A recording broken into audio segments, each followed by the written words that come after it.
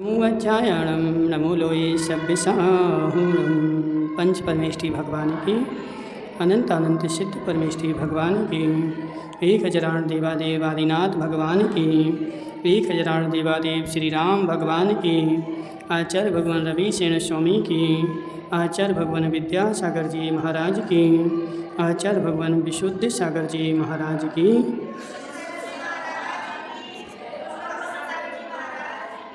यहाँ पे पद्म पुराण चल रहा था अपना, और उसमें अपन ने कल देखा था कि अनंत बल नामक केवली की दिव्य ध्वनि खेल रही थी, ठीक है। और उसमें उन्होंने चारों गति के उत्पत्ति के कारण और चारों गति में क्या क्या दुख हैं ये सब बताए थे।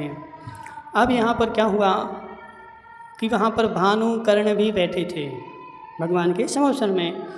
तो इतना सब भगवान को बता दिया, तो फिर और उन्होंने हाथ जोड़ करके बोला कि हे भगवान, इतने से हमारी जिज्ञासा पूरी नहीं हुई, अभी हमें और समझाओ विस्तार से, ठीक है।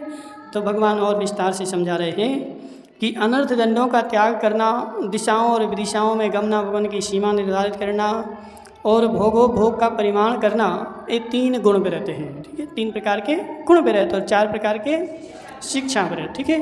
तो कोई आचार्यों ने गुणवत 4 माने हैं और शिक्षा व्रत 3 माने हैं, तो ऐसा भी कथन है आगम में। तो सबसे पहला है अनर्थ दंड का त्याग करना। अनर्थ दंड क्या होता है? जिस वस्तु से प्रयोजन तो कुछ नहीं है, यानी ऐसी वस्तु जिससे मुझे लाभ कुछ नहीं है, मात्र हानि है, ठीक है। तो सबसे पहले क्या होता है, ऐसी वस्तु का त्याग करना। अपना त्याग है कि नहीं? मतलब जिससे प्रयोजन तो कुछ नहीं सद रहा है, मात्र क्या हो रहा है, हानि लग रही, हानि हो रही, यानी पाप का बंध व्यर्थ में हो रहा है। जैसे हम देखते तुम्हारे यहाँ कि क्या होता है, सब लोग अपने घर झाड़ते हैं और बीच रोड पे झाड़ करके कर देते हैं, क्या है जी?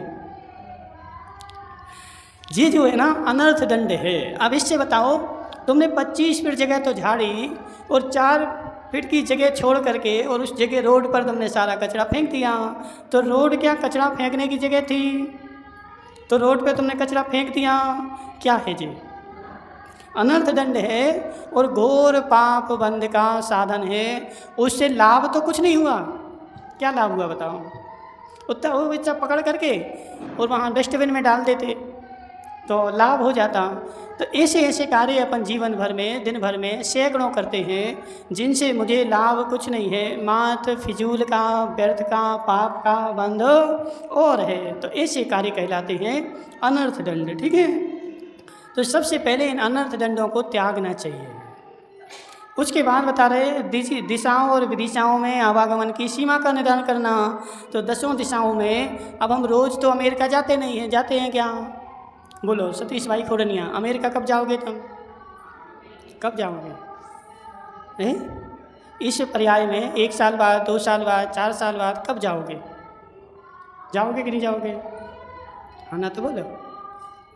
तुम्हारा कोई वहाँ रहता है, बेटा बेटी रहता है कोई? हाँ ना, तो बोलो। वो हाँ भी नहीं बोला, ना भी नहीं बोला। तो इसलिए है जी, अमेरिका जाने का जाना है, 1 साल का त्याग, 1 साल तक नहीं जाएंगे खोड़निया ना। बेंगलोर जाने का बेटा रहता है, लेकिन 1 साल का त्याग, 1 साल तक बेंगलोर नहीं जाएंगे। 1 साल बाद जब जाना पड़ेगा, जब देखेंगे। हो तो फ़ोन भी नहीं करना। तो ऐसा त्याग कर दो, ऐसा त्याग कर दो, शरीर से जाने का त्याग और बात करने की छूट। हाँ, तो रोज़ का रोज़, लेकिन बड़ी दिशा का तो लंबा त्याग कर सकते ना।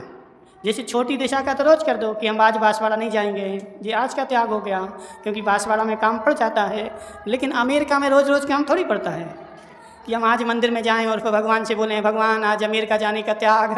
तो जैसे रोज़ जाते तो रोज़ तो जाते नहीं हैं। कभी कोई रहता है तो उस हिसाब से त्याग कर दो, और नहीं रहता है तो आजीवन त्याग कर दो। समझ रहे ना? 1 महीने के लिए एरोप्लेन में बैठने का त्याग। अब रोज़ तो कोई बैठता नहीं है। अब काका की बेटी बोले कि हम तो बांसवाड़ा जाएंगे तो एरोप्लेन में बैठेंगे, तो कोई रोज़ तो बैठते नहीं है अपन। तो ऐसे मोटे जो त्याग है ना, दिशाओं में विदिशाओं में जाने के, आने के, इनका त्याग हमें कर देना चाहिए। इसको बोलते हैं क्या? सीमा का निर्धारण करना। आज मैं मात्र बड़ौदिया में ही रहूँगा, आज बाहर नहीं जाऊँगा। ऐसे छोटे छोटे नियम, ठीक है। फिर आ गया तुम्हारा भोगोपभोग का परिमाण करना, ये तीसरा गुण व्रत है। अब भोग में क्या होता है, आज हम 5 साड़ी ही पहनेंगे, 5 साड़ी से ज़्यादा नहीं पहनेंगे। बोलो कमलेश की अम्मा, त्याग है कि नहीं है? कितनी साड़ी रखती हो? 50। तो कहने का आशय क्या है कि ये चीज़ें तो छोटी छोटी ऐसी हैं कि इनसे हमारे जीवन में कोई हानि नहीं होती, लेकिन लाभ और होता है। तो आज हम मात्र 2 साड़ी पहनेंगे, 4 साड़ी पहनेंगे बस, और साड़ियों का पहनने का त्याग। आज हम 5 हरी खाएंगे, उसके अलावा सब त्याग। आज मीठा खाएंगे तो 1 मीठा 2 मीठा रख लो, छोड़ दो, आज के मीठे का त्याग। तो ऐसे छोटे छोटे जो नियम होते हैं इनको बोलते हैं भोगोपभोग परिमाण व्रत। जरूरी नहीं कि 5 10 भी रख लो, उसके अलावा छोड़ दो। तो उससे क्या होगा, हमारी आत्मा में नियम लेने के संस्कार बन जाएंगे, छोटे छोटे नियम लेने के संस्कार। जैसे हमने महीने में 25 दिन के आलू का त्याग कर दिया, तो जिस आदमी ने 25 दिन के आलू का त्याग कर दिया या 20 दिन के आलू खाने का त्याग कर दिया, अब संसार में ऐसा तो कोई नहीं होगा जो रोज़ आलू खाता हो। है कोई ऐसा आदमी? वो रोज़ रोज़ खाओगे तो भाएगा भी नहीं, बहुत से बहुत खाते होगे तो 15 दिन, लेकिन हमारा त्याग नहीं है। यदि महीने में 15 दिन आलू खाने का त्याग भी कर दिया तो अब वह आदमी 15 दिन गिनेगा ना, कितने दिन हो गए, 1 दिन हो गए, 2 दिन हो गए, 3 दिन हो गए, तो अब वो गिनती करेगा तो उसकी आत्मा पर नियम लेने के संस्कार पड़ेंगे। तो जिस आदमी ने 15 दिन का त्याग किया है वह 2 साल बाद 20 दिन का भी कर देगा, 25 दिन का भी कर देगा, और फिर जब उसको ऐसा लगेगा कि अरे ये अच्छी बात नहीं है तो पूरा त्याग कर देगा। समझ रहे ना? तो इसलिए अपन को क्या करना चाहिए, कमलेश की अम्मा, त्याग है कि नहीं है? ऐसे छोटे छोटे नियम भी अपने जीवन में लेते रहना चाहिए। छोटे छोटे नियम एक दिन बड़े बन जाते हैं। कौवे के मांस का त्यागी महावीर बन गया। तो इसलिए आत्मा के ऊपर छोटे छोटे नियम ले करके जितनी हमारी सामर्थ्य हो, जितनी हमारी शक्ति हो, शक्ति के अनुसार छोटे छोटे नियम लेते रहो और संस्कार पड़ जाएंगे तो हम भी भगवान बन जाएंगे। ठीक है, इनसे 3 गुण व्रत हो गए। अब बता रहे कि प्रयत्न पूर्वक सामायिक करना। अब प्रयत्न पूर्वक क्या करना चाहिए, सामायिक करना चाहिए। अब सामायिक करना तो क्या करना, तो अपन लोग क्या करते, वो पाठ करने बैठ जाते। पाठ नहीं करना, सामायिक करने का मतलब है शांति से बैठना। सबसे कठिन तो यही है, शांति से बैठा नहीं जाता। और तुम जो करो सो करवा लो। वो माताएं उपास करेंगी तो पूरी जिनवाणी बाँच लेंगी शुरू से आखिरी तक, लेकिन शांति से नहीं बैठेंगे। तो ऐसे अपन को क्या करना चाहिए, प्रयत्न पूर्वक भले 10 मिनट बैठो, 5 मिनट बैठो, ज़्यादा नहीं 5 मिनट के लिए बैठो, लेकिन 5 मिनट के लिए सामायिक करनी चाहिए। और शांति से आंखें बंद करके बैठो। बगल में कौन क्या कर रहा है, बगल में कौन जा रहा है, कौन आ रहा है, ये कुछ भी नहीं देखना। ज़्यादा नहीं, 2 मिनट बैठो, 5 मिनट बैठो बस। समझ रहे ना जी, वास्तविक सामायिक है। तो 2 मिनट 5 मिनट भी कर करके यदि अपने संस्कार बन गए तो फिर अपन घंटों भी कर पाएंगे। ठीक है, तो ऐसे बैठना। कमलेश की अम्मा, ठीक है, इसको बोलते सामायिक। फिर आ गया प्रोषदोपवास धारण करना। प्रोषदोपवास में क्या होता है, सप्तमी को एकासन करना, अष्टमी को उपवास करना और फिर नवमी को फिर एकासन करना। तो इसमें प्रोषदोपवास में 2 प्रोषद और 1 उपवास, इसको बोलते हो जाता है प्रोषदोपवास। ठीक है, तो ऐसा करना जी उत्कृष्ट वाला हो गया। जघन्य वाले में क्या करते हैं, 3 एकासन कर लेते हैं। मध्यम में क्या करते हैं कि 2 एकासन कर लेते हैं, और अष्टमी को नहीं है तो नीरस कर लेते हैं। जैसी गुंजाइश, जैसी शक्ति है उस अनुसार कर लेते हैं। ठीक है, अतिथि संविभाग करना। अतिथि संविभाग जी 12 व्रत बता रहे, किसके हैं जी 12 व्रत, श्रावक के। ठीक है, जो 2 प्रतिमाधारी व्रती होता है उसको 2 प्रतिमा में जी 12 व्रत होते हैं। ठीक है, तो 3 गुण व्रत हो गए। 4 शिक्षा व्रत की बात चल रही, तो 4 शिक्षा व्रत में सामायिक करना, प्रोषदोपवास करना और अतिथि संविभाग करना। अतिथि संविभाग मतलब क्या, अपने करते हुए भोजन में अतिथि के लिए विभाग करके और आहार का दान दे देना, इसको बोला जाता है अतिथि संविभाग। तो कब करना, जब नंबर आएगा तब करना नहीं जी, रोज करना। कब करना, रोज करना। अतिथि सम विभाग में मतलब व्रती जो होता है, व्रती अपने लिए भोजन तो रोज बनाते ही हैं, ऐसा तो है नहीं कि जब नंबर आएगा तब बनाएंगे, तो रोज भोजन बनाता है। तो उसमें से थोड़ा भोजन मुनिराज के लिए या फिर देशव्रती के लिए या किसी श्रावक के लिए उसमें से विभाग करके और दान दे देना, इसका नाम होता है अतिथि सम विभाग। और ये कार्यक्रम कब करना? तो रोज करना, ठीक है ना।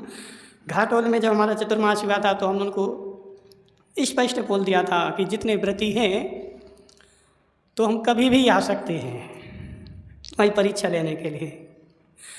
और फिर एक दो बार गए तो वो सारे व्रती अपने, तुम्हें पड़गानी मंदिर नहीं आना, वहाँ पे व्यवस्था थी कि मंदिर मंदिर जाते थे, ठीक है। तो जिनका चौका लगता था वो मंदिर में आता था पड़गाने, और जिनका नहीं लगता था वो अपने घर पे लोटा लेके खड़ा रहता था। और जब हम व्रती के यहाँ जाते थे तो दाल रोटी सब्जी चावल 4 आइटम ही लेते थे और कुछ नहीं लेते थे, ठीक है ना। तो कई बार गए, कम से कम 50 बार गए होंगे। और वो सब प्रति इतने अलर्ट हो गए थे कि 10 बजे महाराज को निकलना है तो उनका भोजन बन जाएगा, और वो अपना लोटा लेकर के और बाहर खड़े हो जाते थे। उनको भी अपूर्व आनंद आता था जब अचानक में महाराज के आहार होते थे, तो उनको अपूर्व आनंद आता था, ठीक है ना। तो ये वास्तव में अतिथि सम विभाग ऐसा है, अपने लिए भोजन बनाया, उसमें से हम क्या करेंगे? अतिथि के लिए विभाग कर देंगे। इसके बाद आ गया क्या? हाँ, ठीक है ना। नंबर 4 संलेखना धारण करना, ठीक है। 4 शिक्षा व्रत है ना। देश व्रत तो पहले निकल गया ना, दिशाओं और विदिशाओं का। इसमें देश व्रत नहीं, वो सब आचार्यों की अलग अलग, सब आचार्यों के अलग अलग आते हैं, ठीक है। तो इसमें देश व्रत नहीं दिया इन्होंने दिग्व्रत में ही दिग्व्रत और देश व्रत, सुनो हमारी बात, इसमें इन्होंने दिशा और विदिशा दोनों ले लिए तो उसी में उन्होंने गर्भित कर दिया है, ठीक है। चौथा लिया इन्होंने संलेखना धारण करना। तो जब मरण के कारण निकट आ जाएं तो हमें क्या करना चाहिए? सब संलेखना धारण करना चाहिए, सब कुछ त्याग करके और प्राणों को छोड़ना चाहिए। ये 4 प्रकार के शिक्षा व्रत हैं। जिसने अपने आवागमन के विषय में किसी तिथि का संकेत नहीं किया और जो परिग्रह से रहित है और सम्यक दर्शनादि गुणों से युक्त होकर घर आता है, ऐसा मुनि जो होता है वो अतिथि कहलाता है। वास्तव में आगम की व्यवस्था यही है, लेकिन अब वर्तमान काल की व्यवस्था अलग है कि अपन को नंबर लगाना पड़ते हैं। लेकिन आगम में नंबर लगाना तो ठीक, चौका लगाना भी दोष माना गया है। यदि तुम चौका लगा रहे ना तो वो चौका लगाना भी दोष है, लेकिन अब वर्तमान की व्यवस्था है तो ठीक है, करना पड़ता है। ऐसे अतिथि के लिए अपने वैभव के अनुसार आदर पूर्वक लोभ रहित हो भिक्षा तथा उपकरण आदि देना चाहिए। यही जो है अतिथि संविभाग नाम का व्रत है। इसके सिवाय गृहस्थ मध्य मधु मांस जुआ रात्रि भोजन वेश्यागमन से व्रत होता है, उसे नियम कहा जाता है, ठीक है। अब इसके अलावा और गृहस्थ के लिए जो व्रत नहीं धारण कर रहा है वो क्या करे? तो कम से कम मध्य मांस मधु जुआ रात्रि भोजन वेश्यागमन और शिकार खेलना, जी 7 क्या बोले गए हैं? फिशन, कम से कम 7 का तो त्याग करे। क्या अब नहीं करे तो तुमने पद्मनंदी पंचविंशति का बोली पढ़ी कि नहीं पढ़ी किसी ने? हाँ पढ़ने। तो पद्मनंदी पंचविंशति का में आचार्य ने लिखा है कि कम से कम महाव्रत धारण करो, नहीं कर सकते तो देश व्रत धारण करो, नहीं कर सकते तो कम से कम वैष्णव का त्याग करो, नहीं कर सकते तो रात्रि भोजन का ही त्याग करो, नहीं कर सकते तो कम से कम दिन में ही भोजन करने का नियम ले लो, नहीं कर सकते तो कम से कम कंदमूल का ही त्याग कर दो, नहीं कर सकते तो फिर चुल्लू भर पानी में डूब जाओ। ऐसा उन्हें स्पष्ट लिखा है, समझ लो। पहले तो सब कैटेगरी बता दी कि ऐसा करो ऐसा करो ऐसा करो ऐसा करो, अब कुछ नहीं कर सकते तो चुल्लू भर पानी में डूब जाओ, ठीक है। तो ऐसा उसे नियम कहते हैं। इस गृहस्थ धर्म का पालन कर जो समाधि पूर्वक मरण करता है वह उत्तम देव पर्याय को प्राप्त होता है और वहाँ से च्युत होकर उत्तम मनुष्यत्व प्राप्त करता है, ठीक है। जो ऐसे नियम पूर्वक और समाधि पूर्वक मरण करता है वो क्या करता है? देव पर्याय को प्राप्त होता है और वहाँ से च्युत होकर के क्या होता है? फिर से मनुष्य होता है। ऐसा जीव अधिक से अधिक 8 भवों में रत्नात्रय का पालन कर अंत में निर्ग्रंथ हो सिद्धि पद को प्राप्त करता है। जो जीव 8 भव तक ऐसा काम करेगा वह 8वें भव में सिद्धि को प्राप्त करके और कहाँ चले जाएगा? निर्वाण को प्राप्त हो जाएगा। लेकिन हमारे साथ समस्या क्या है? हमारे साथ समस्या क्या है कि हम व्रतों का पालन करते हैं और व्रतों का पालन करते हैं तो पुण्य बढ़ जाता है, और जैसे ही पुण्य बढ़ता है और व्रतों को छोड़ देते हैं। ऐसे ही हो रहा संसार में। पुण्य बढ़ा, महिपाल की दुकान खूब चलने लगी, ग्राहकों की लाइन लग गई तो अब क्या करोगे? अब महाराज अभी तो पूजा अभिषेक करते थे, अब तो समय नहीं मिलता। एक बेटा आया, उसकी नौकरी लगनी थी, महाराज आशीर्वाद दे दो। उससे बोला कि अभिषेक करते हो? हाँ महाराज कुछ करते हैं। और बेचारे को आशीर्वाद दे दिया, उसको टीचर बन गया। 1 साल बाद और आया, शादी हो गई, तो फिर उससे पूछा अभिषेक करते हो? महाराज समय नहीं मिलता अब तक। समझना, अपने साथ समस्या ऐसी है कि अपना जैसे ही पुण्य बढ़ता है और अपन क्या करते हैं, इन धर्म को छोड़ देते हैं। क्योंकि पुण्य बढ़ गया, पुण्य बढ़ा तो संपत्ति आ गई, और संपत्ति आई तो धर्म को छोड़ बैठे, इसलिए मोक्ष नहीं जा पाता है। इसलिए आचार्य बोल रहे कि इस परिणति से जो जीव 8 भव तक ऐसा करता रहेगा वह जीव मोक्ष को प्राप्त कर लेगा। लेकिन नियम एक है कि 8 भव तक ऐसा कार्यक्रम करना पड़ेगा। कितना पुण्य बढ़ जाए। अब तुम्हारे पास कितना पुण्य है मोहित भाई बताओ? है? चक्रवर्ती के पास कितना पुण्य है बताओ? 6 खंड का अधिपति है, लेकिन उस भरतेश वैभव ग्रंथ पढ़ा तुम लोगों ने कभी? भरतेश वैभव पढ़ा है? उस भरतेश वैभव में देखो कि उसमें भरतेश वैभव में क्या लिखा है कि जैसे ही बाहर की बेला होती, चक्रवर्ती अपने सारे काम छोड़ करके और कलश लेकर के मुनिराज का प्रगान करने बाहर खड़ा हो जाता। कौन? 6 खंड का राजा। अब वो नहीं बोल रहा कि हमें तो समय नहीं मिलता। नहीं, समय सब मिलता है। 6 खंड के अधिपति को इतना समय मिल रहा है। और एक दिन कदाचित क्या हो गया कि एक दिन कोई मुनिराज नहीं आए और वह चक्रवर्ती कलश लेकर के खड़ा है और संकल्प विकल्प कर रहा है कि आज मेरे कौन से पाप कर्म का उदय है कि आज मुनिराज मेरे द्वारे नहीं आए। हो सकता है किसी दुष्ट ने महाराज को रोक लिया हो सकता किसी ने और पड़गा लिया हो, तो यह मेरे पाप कर्म का उदय है कि आज मुझे पड़गाने नहीं मिला। ऐसा संकल्प विकल्प करता हुआ चक्रवर्ती खड़ा हुआ है, तब जाकर के उसका मोक्ष हुआ है। अब हम तो क्या सोचते, महाराज अंतर मुहूर्त में हो जाए मोक्ष। तो अंतर मुहूर्त में मोक्ष होने के लिए उसके जीवन की परिणति भी तो देखो ना कि 6 खंड का राजा हो गया, लेकिन उसने धर्म में परिवर्तन नहीं लाया। पूरी धर्म की क्रिया बराबर समय से उस समय कर रहा है। तो ऐसा हम करते रहें तो 8 पर्याय में हमारा मोक्ष हो जाएगा। किसको जाना है बताओ? जाना तो सबको है, लेकिन करना कोई नहीं चाहता। क्या? जाना सबको है, लेकिन करने के लिए कोई राजी नहीं है। ठीक है। जो दुर्लभ मनुष्य पर्याय पाकर यथोक्त आचरण करने में असमर्थ है, केवल जिनेंद्र देव के द्वारा कथित आचरण की श्रद्धा करता है, वह भी निकट काल में मोक्ष को प्राप्त करता है। जो किसी कारणवशात ऐसा आचरण नहीं कर पा रहा है तो वो मात्र क्या करता है? श्रद्धा करता है, लेकिन कारणवशात। ऐसा नहीं कि कोई बोले अनुमोदना करने से भी पुण्य मिलता है तो हम तो अनुमोदना करेंगे, हम तो अनुमोदना करें। तो हे जीव, अनुमोदना क्यों कर रहा है ये तो बताओ। अनुमोदना उनके लिए की गई है जो लंगड़े लूले हों, जो गरीब हों, जिनको आंखों से दिखता नहीं हो, जिनके घर में खाने को नहीं हो, या त्रियंच हो, तो वो अनुमोदना करें। जिनके पास सारी सुविधा है तो वो तो काम करें। समझ रहे ना? उनके लिए अनुमोदना नहीं है। अनुमोदना किनके लिए है? तो जिनके लिए योग्यता नहीं हो वो अनुमोदना करें। जिसके पास योग्यता है तो वो काम करें। हाँ, जिसका लाभ सब लाभों में श्रेष्ठ है, ऐसे केवल सम्यक दर्शन के द्वारा भी मनुष्य दुर्गति के भय से छूट जाता है। यदि सम्यक दर्शन भी हो गया तब भी दुर्गति में जाने वाले नहीं हैं। जो स्वभाव से ही जिनेंद्र भगवान को नमस्कार करता है वह पुण्य का आधार होता है तथा पाप के अंश मात्र भी उससे संबंध नहीं होता। नमस्कार तो दूर रहा, जो जिनेंद्र देव का भाव पूर्वक स्मरण भी करता है उसके करोड़ों भवों के द्वारा संचित पाप शीघ्र ही नष्ट हो जाते। जो जिनेंद्र देव को भावपूर्वक नमस्कार करता है उसके भी कर्म नष्ट हो जाते हैं। और भावपूर्वक नमस्कार छोड़ दो, भावपूर्वक स्मरण ही करता है उसके भी कर्म नष्ट हो जाते हैं। जो मनुष्य 3 लोक में श्रेष्ठ रत्न स्वरूप जिनेंद्र देव को हृदय में धारण करता है उसके सब ग्रह, स्वप्न और सगुन की सूचना देने वाले पक्षी सदा शुभ ही रहते हैं। तो जो जिनेंद्र देव को हृदय में धारण कर लेता है उसको सब अच्छा अच्छा मिलता है।